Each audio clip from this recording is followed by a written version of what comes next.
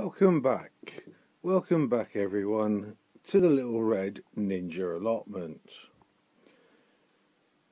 Today I'm on my own. Little Ninja's gone for a day trip.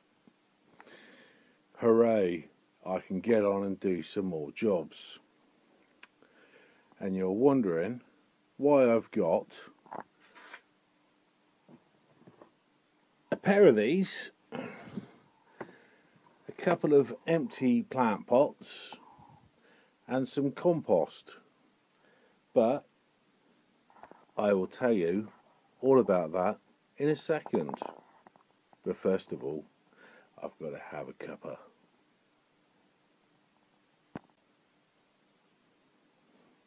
Cuppa in place.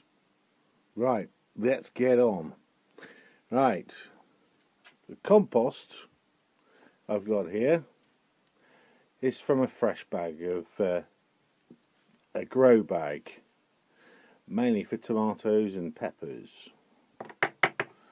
I've got 3 different size pots, and they are mainly for 3 different sized plants that I'm going to put in them, and that is to trim down the plants I want to sort out. What I'm doing today is I'm going to show you how to overwinter peppers and chilies. And the reason I'm doing this video is I bet you get fed up growing peppers when it's this time of the year, coming to the middle of September, and you're thinking, I've hardly had a decent crop. Well, this method will make sure you have a decent crop next year. But first of all, I've got to go and get my pepper plants. I'll be right back.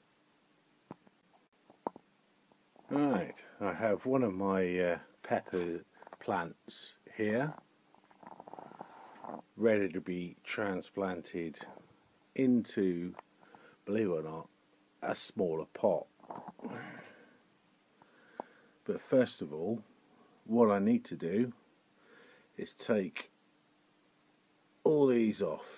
I know this sounds bad, but you need to take flowers, any fruits you've got on your plant, and take them off. And when I've taken them off, I will come back and show you the next step. Right, I have removed all the fruits and flowers that were on this plant, and I've removed it from the pot it was in and exposed quite a lot of the roots. Next thing I need to do is mix that stuff up with the compost I'm going to use. This is important. This is very important. Right, I've mixed it all in with that compost. All fresh compost, mind. It's got to be fresh compost. It can't be old, because you don't want bacteria to affect the roots, because at the moment it's being shocked because you've taken it out its growing pot or the ground wherever you've got your peppers, and it's gone into shock. So what you need to do next is any leaves that are looking a bit off colour, remove. Any dying leaves, that is. And do check underneath. Do check underneath the leaves for any bugs. Same with the soil when you get it out of the ground or pots. This is a 12-inch pot, I would say, coming from an 18-inch pot. So what you need to do, get rid of some leaves and some side branches, which I will do, and I'll be back in a second.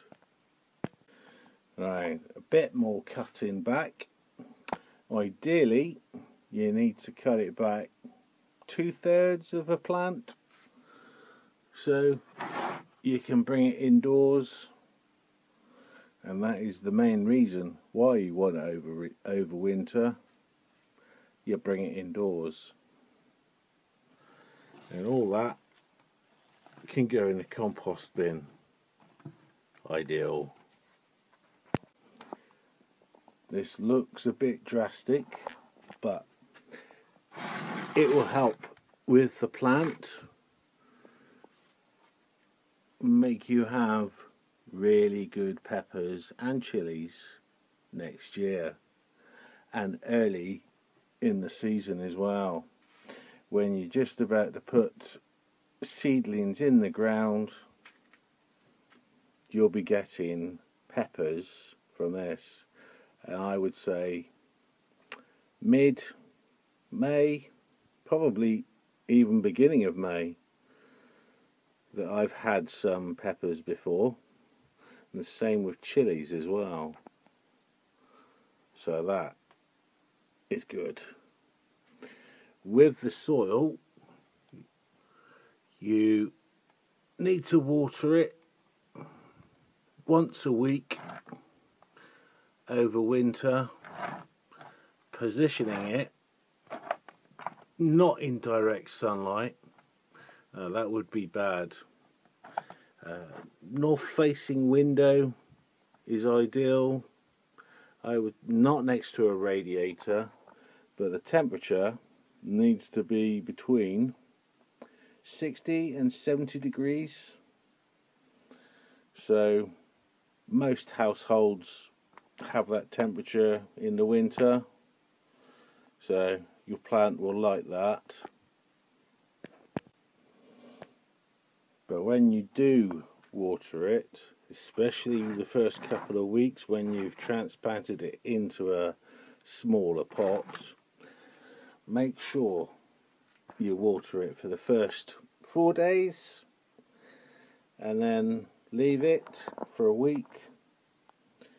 Do check it every day, because if you get yellowing leaves, and we're already getting new growth here, if you get yellowing leaves, remove them, because that can send signals into the ground and you can get root rot, and we don't want that, because the whole plant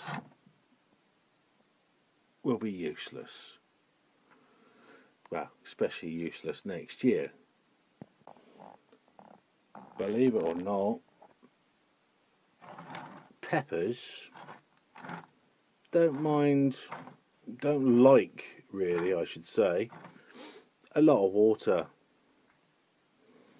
They can tolerate a little bit of drought, and during the winter is perfectly fine, as long as the temperature doesn't drop below 60 degrees. You'll be okay, and come a couple of weeks time you'll have new foliage on it, and that new foliage will produce more roots underneath there. Now that's what that mycorrhizal fungi will do for you, and you'll get a definite crop early next year,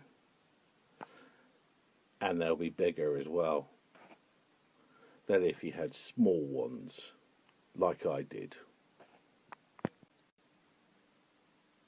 Also, to help you overwinter your pepper and your chili plants are some, if you have grow lights, they will be beneficial as well, because they give heat and also they give the right light, so they will help your pepper and chili plants. But I only use something like this, which does the job, as I don't have a grow light. but it works.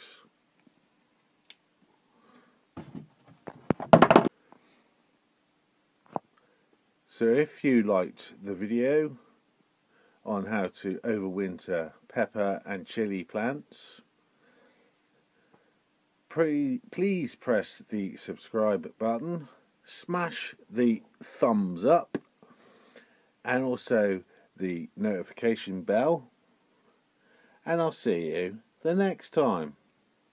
But until then, stay safe, enjoy your gardening, and I'll see you soon. Bye for now.